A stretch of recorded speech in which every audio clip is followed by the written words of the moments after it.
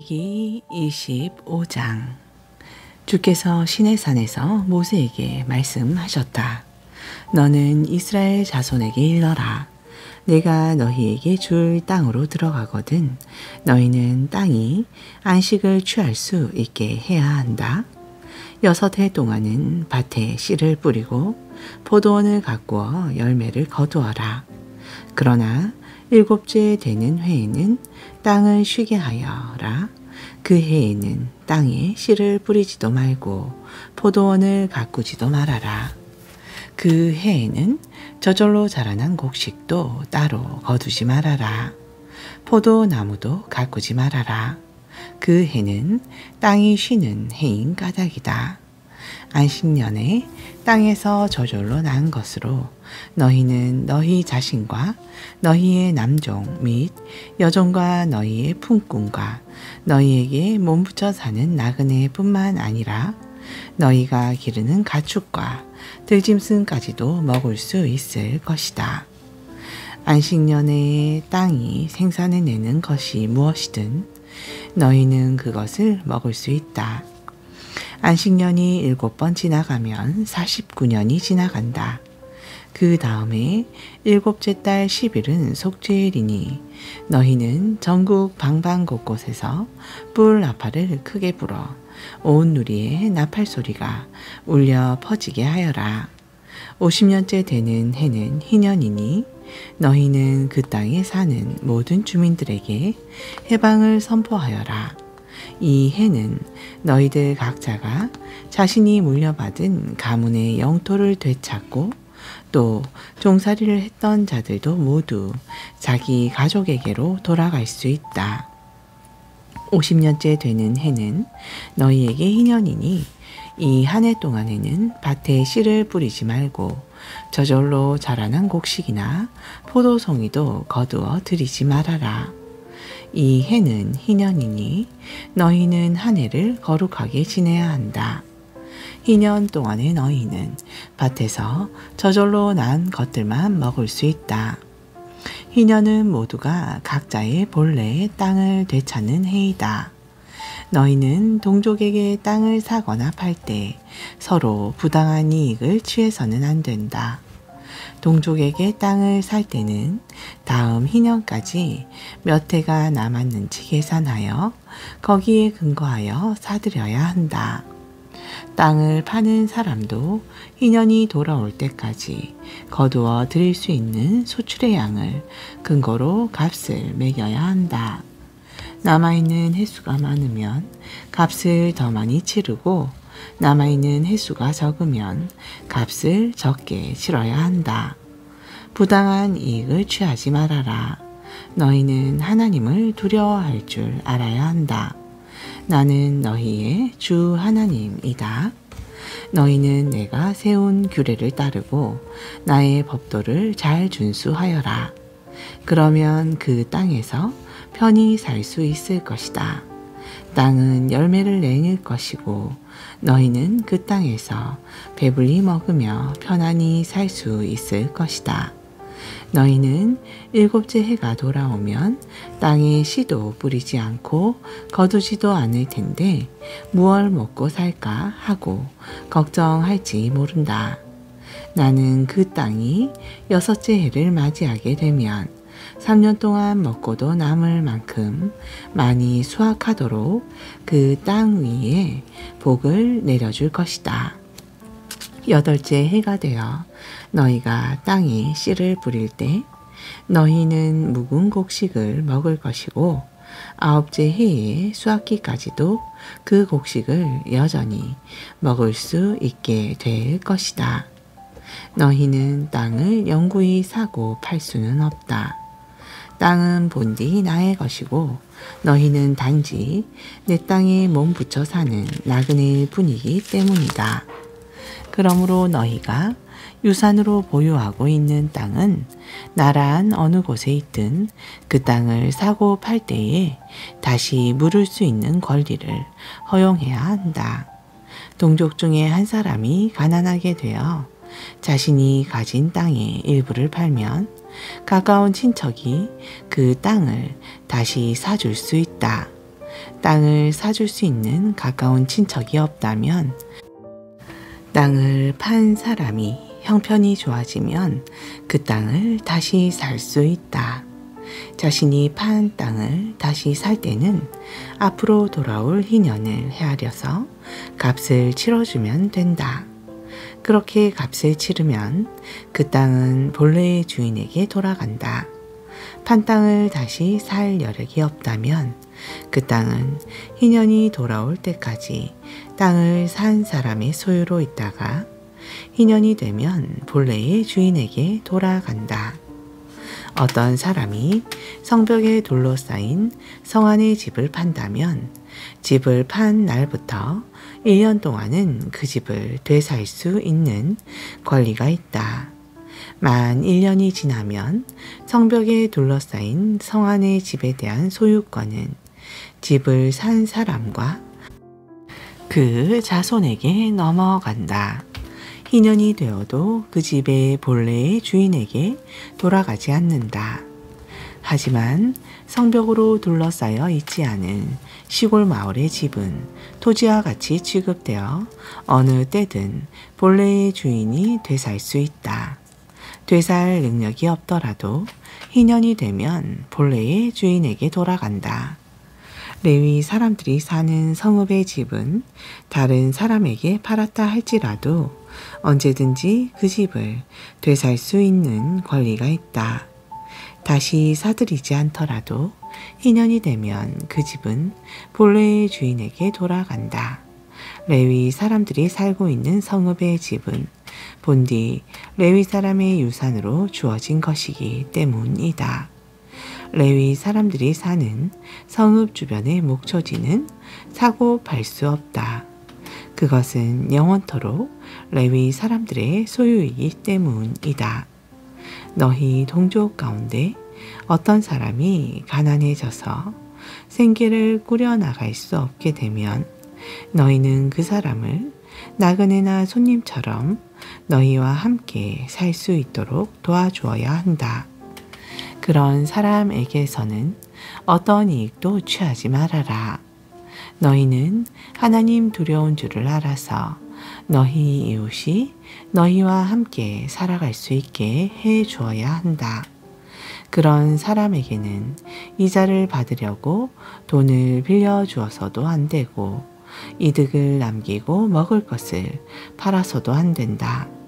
나는 너희를 이집트에서 데리고 나와 가나안 땅을 너희에게 준 너희의 주 하나님이다. 내 동족 등 어떤 사람이 형편이 궁해져서 내게 팔려왔을지라도 그를 종처럼 부려서는 안 된다. 너희는 그를 품꾼이나 나그네처럼 대우해 주어라. 희년이 될 때까지는 너를 위해 일을 시켜라. 그러다가 희년이 되면 너희는 그와 그의 가족들을 풀어주어서 자기 친족에게 돌아가 조상 대대로 물려받은 땅을 차지하게 하여라. 너희는 내가 이집트 땅에서 이끌어낸 나의 종들이다. 그러니 누구도 다른 사람들에게 종으로 팔려갈 수 없다. 너희는 하나님 두려운 줄을 알고 그런 사람들을 가혹하게 부리지 말아라. 너희에게 남종이나 여종이 필요하다면 너희는 주변 나라에서 종을 사들일 수 있다. 또는 너희 가운데서 몸붙여 사는 외국인들과 그들의 자식 중에서도 필요한 종을 사들일 수 있다. 그리고 너희는 그들을 너희 자손들에게 대물림해 줄 수도 있다. 그들은 너희가 종으로 부려도 된다. 하지만 너희 동족 이스라엘 백성을 혹독하게 대해서는 안 된다. 너희 가운데 몸붙여 살고 있는 인 중에 가산이 넉넉하게 된 사람이 있고 너희 동족 중 한 명이 가난하게 되어 너희 가운데 살고 있는 외국인이나 혹은 그 외국인의 친족에게 팔려갔다면 종으로 자신을 팔았던 그 사람에게는 다시 자유로운 몸이 될 권리가 있다. 따라서 그의 친척 중 한 명이 몸값을 지불하고 언제든지 찾아올 수 있다. 또 삼촌이나 사촌 혹은 어떤 피부치가 몸값을 지불하고 그에게 권리를 회복시켜 줄 수 있다. 뿐만 아니라 종으로 팔려간 그 사람의 형편이 넉넉해지면 그는 스스로 몸값을 지불하고 자유인이 될 수도 있다. 몸값은 그 해부터 희년까지 몇 해나 남았는지를 계산하여 정해야 한다. 풀려남기 위해 지불해야 하는 몸값은 종으로 일한 횟수에 비례하여 계산되어야 한다. 희년까지 여러 해가 남아 있다면 그 횟수에 따라 더 많이 주어야 한다. 희년까지 얼마 남지 않았다면 자신이 일한 품삯을 계산하여 몸값을 상대적으로 적게 내고 자유인이 될 수 있다. 주인은 그 사람을 해마다 고용된 품꾼처럼 대해야 한다. 주인이라고 해서 그를 가혹하게 대해서는 안 된다. 이런 여러 방법으로도 그 사람이 몸값을 지불할 능력이 없다면 그럴지라도 희년이 되면 그와 그의 자식은 자유의 몸이 되게 해 주어야 한다.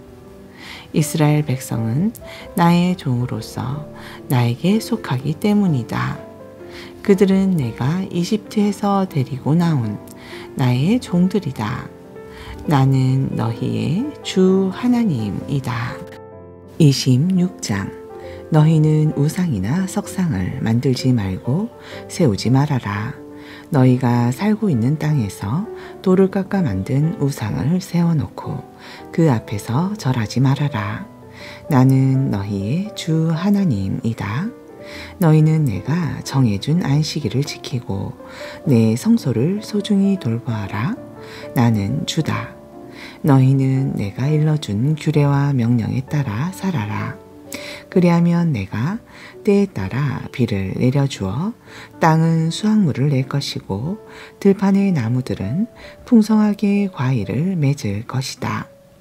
너희는 포도를 거두어 드릴 때까지 추수를 할 것이고 씨를 뿌릴 때까지 포도를 거두어 드릴 것이다. 이렇듯 너희는 배불리 먹으면서 편히 살 수 있을 것이다. 또 내가 너희의 땅에 평화가 깃들게 하리니 너희는 아무 두려움 없이 잠자리에 들게 될 것이다. 너희 땅에는 사람을 해치는 맹수도 전쟁도 더 이상 없을 것이다. 너희는 적들을 추격하여 칼로 그들을 쓰러뜨릴 것이다. 너희들 5명만 있어도 100명의 적을 당해낼 것이고 100명이 1만 명을 쓰러뜨릴 것이다. 적들은 너희의 칼에 쓰러질 것이다. 나는 항상 너희를 보살펴주고 너희에게 복을 내려 너희 자손들이 불어나게 하겠다. 또 나는 너희와 세운 언약을 반드시 지킬 것이다. 묵은 곡식을 먹다가 해곡식이 나면 묵은 곡식을 너희에게서 치워버려야 할 정도가 될 것이다. 나는 너희 가운데 살며 너희를 싫어하지 않을 것이다. 나는 너희 가운데 거닐며 너희의 하나님이 될 것이고 너희는 나의 백성이 될 것이다. 나는 이집트 땅에서 노예 신세였던 너희를 이끌어내어 자유인이 되게 한 너희의 주 하나님이다. 또 나는 너희가 메었던 멍에에 가름대를 깨뜨려서 너희로 하여금 당당하게 얼굴을 들고 걸어 다니게 하였다. 그러나 만일 너희가 내 말을 따르지 않고 내가 일러준 명령에 따라 살지 않으면 또 내가 가르쳐준 규례를 거부하고 법도를 하찮게 여겨 나와 맺은 언약을 깨뜨리면 나는 너희에게 벌을 내릴 것이다. 너희에게 갑작스런 재앙을 내리고 도저히 고칠 수 없는 병을 내려 앞을 보지 못하게 하고 목숨까지 잃게 만들 것이다. 너희가 씨를 뿌려도 헛될 것이니 내 원수들이 그 곡식을 모조리 먹어 치울 것이다. 나는 너희에게서 얼굴을 돌려 원수들로 하여금 너희를 쳐부수게 할 것이다. 너희를 미워하는 자들이 너희를 지배할 것이고 너희는 아무도 뒤쫓는 자가 없는데도 도망치기에 바쁠 것이다. 이런 일을 겪고 나서도 너희가 여전히 내 말을 듣지 않으면 나는 그보다 7배나 더 심한 벌을 내릴 것이다. 내가 너희의 완고한 자만을 꺾어버릴 것이다.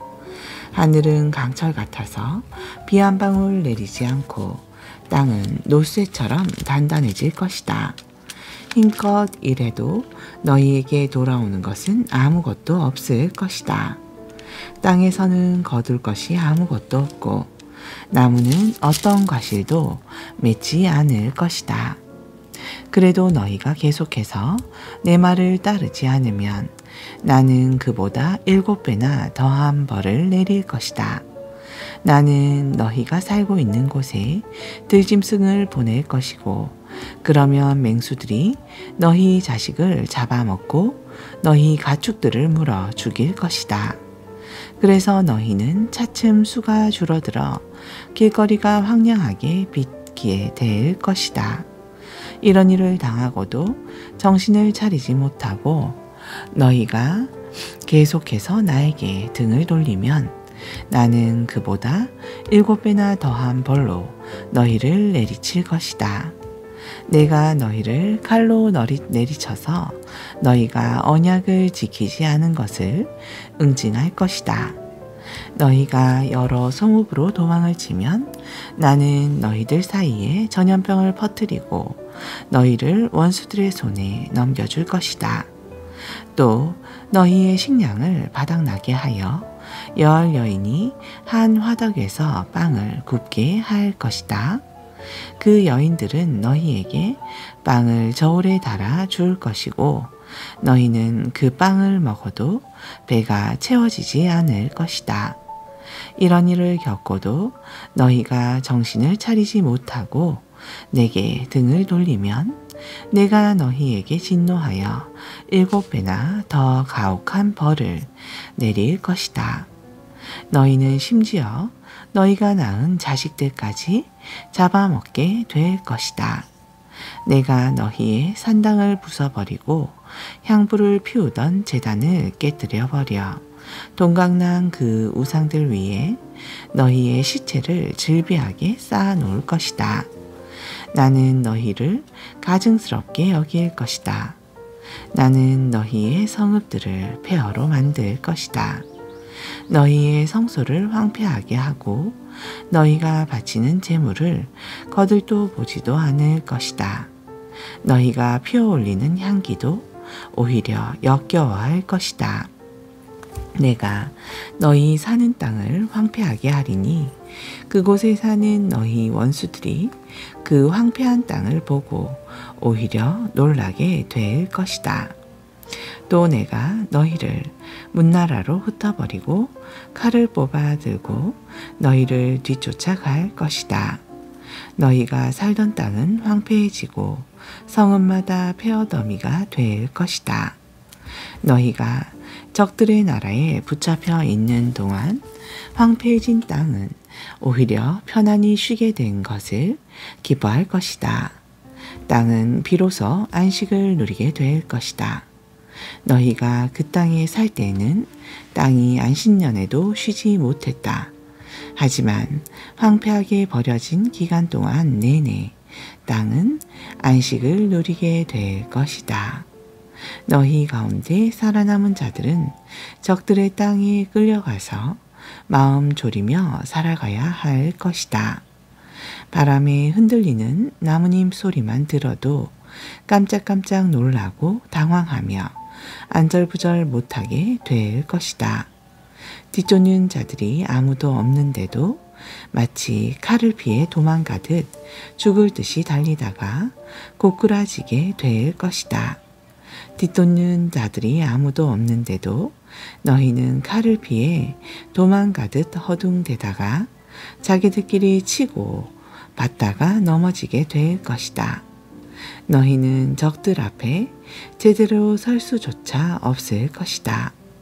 너희는 여러 나라에 흩어져서 망하고 말 것이다. 적들의 땅이 너희를 집어삼킬 것이다. 또 너희 가운데 살아남은 자들도 자신들이 저지른 죄와 조상들의 죄로 인해 지지부진하여 힘을 쓰지 못할 것이다. 그때서야 비로소 너희는 자신들의 죄와 조상들의 죄를 깨닫고 나에게 등을 돌리고 나를 대적한 잘못을 고백하게 될 것이다. 그리하여 왜 내가 그토록 그들에게 적대적이어서 그들을 적들의 땅으로 보내버렸는지, 왜 그들이 이방 땅에 끌려와 수모당하며 살아야 했는지를 깨달을 것이다. 그렇게 할례받지 못한 그들의 마음이 겸손해져서 자신들이 받아야 할 벌을 순순히 달게 받으면, 그러면 나 주는 야곱과 맺은 언약, 이삭과 맺은 언약, 아브라함과 맺은 나의 언약을 기억하고 그 땅을 기억할 것이다. 그들에게 버림받아 황폐해진 그 땅은 그들이 없는 동안 오히려 안식을 누리게 될 것이다. 그들은 내 율법을 거부하고 내가 정한 규정을 우습게 알았으므로 자기들의 죄값을 치러야 할 것이다. 하지만 그들이 적들의 땅에 있는 동안에도 나는 그들을 버리지도 혐오하지도 않을 것이다. 그들은 완전히 멸망시키지도 않겠다. 그래서 그들과 맺은 언약을 깨뜨리지 않겠다. 나는 그들의 주 하나님이기 때문이다.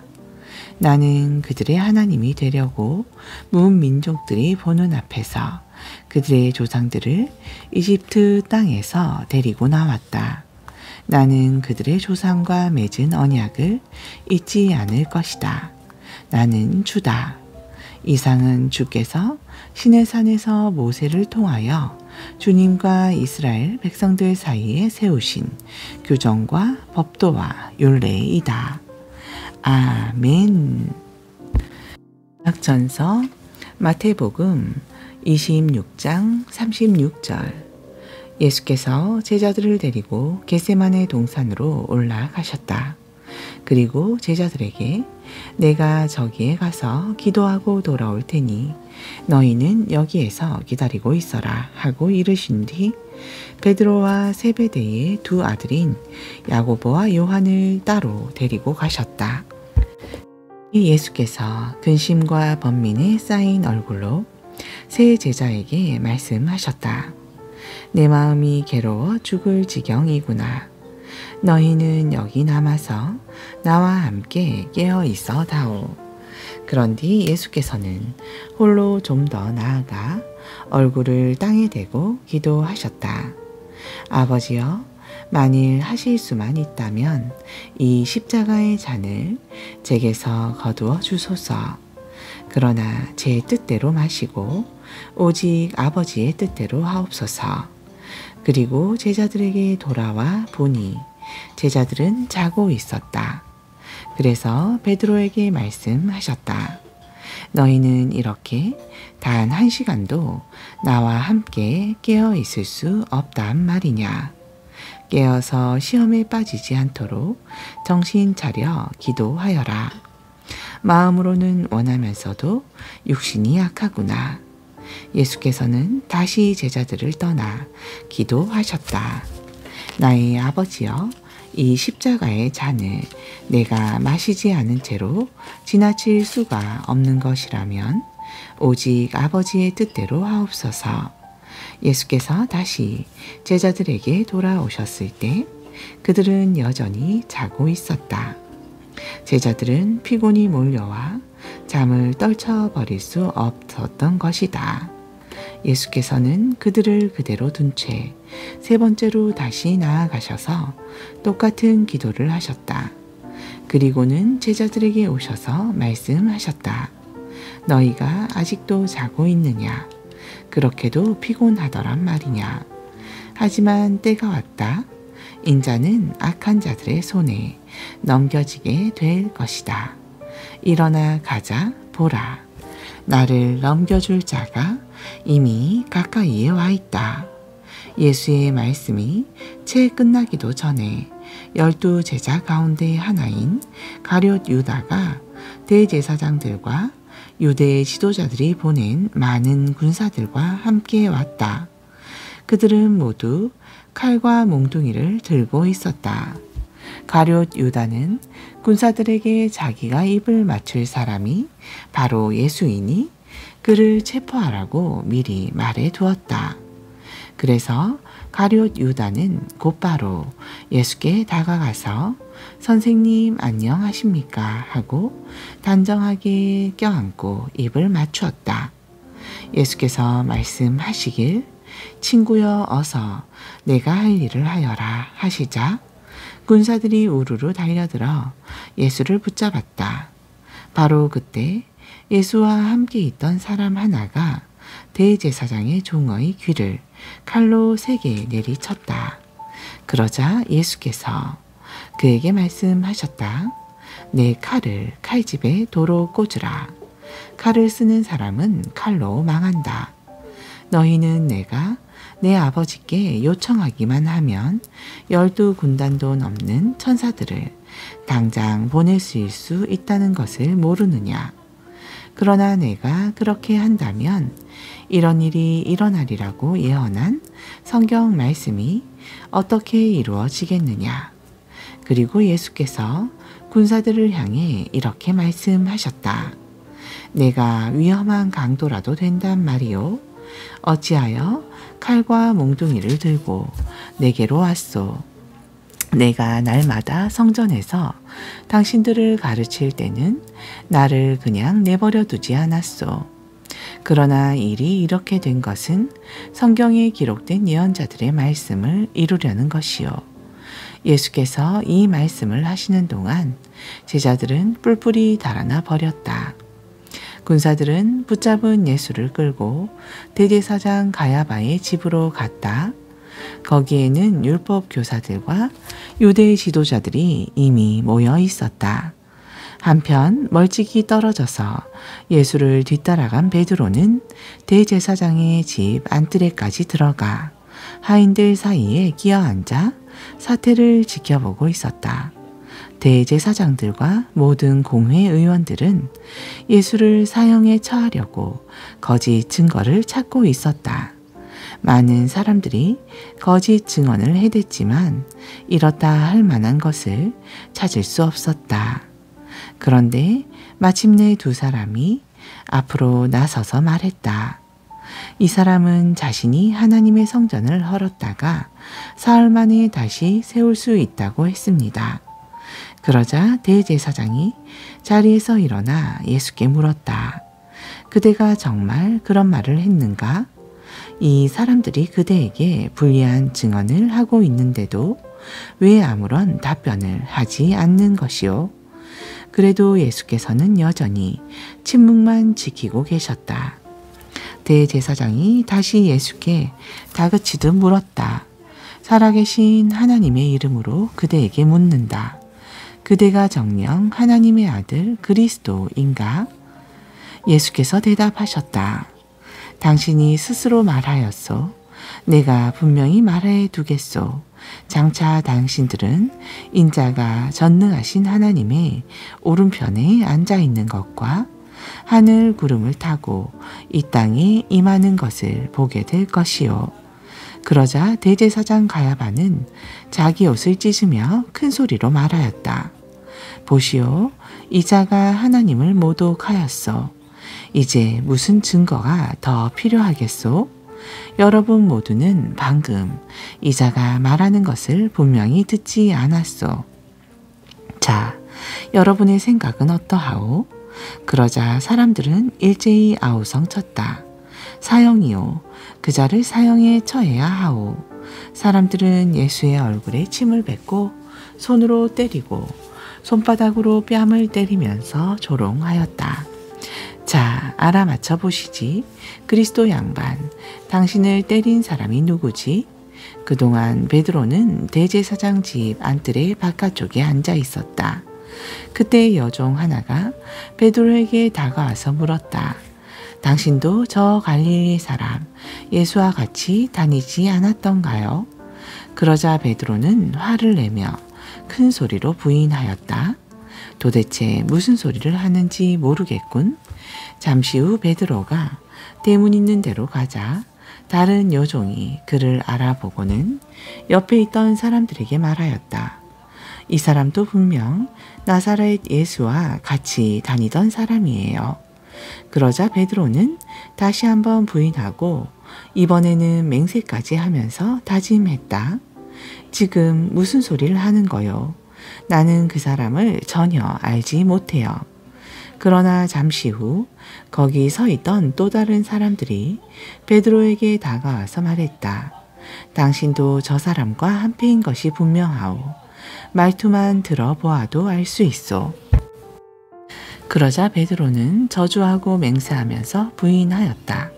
천만의 말씀이요. 내가 그 사람을 안다면 천벌을 받겠소. 나는 이 사람을 전혀 알지 못하오. 이처럼 베드로가 예수를 3번 부인했을 때 곧 닭이 울었다. 그때 베드로는 닭이 울기 전에 내가 3번 나를 모른다고 부인할 것이다 라고 하셨던 예수의 말씀이 생각났다.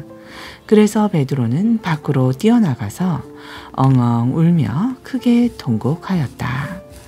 아멘.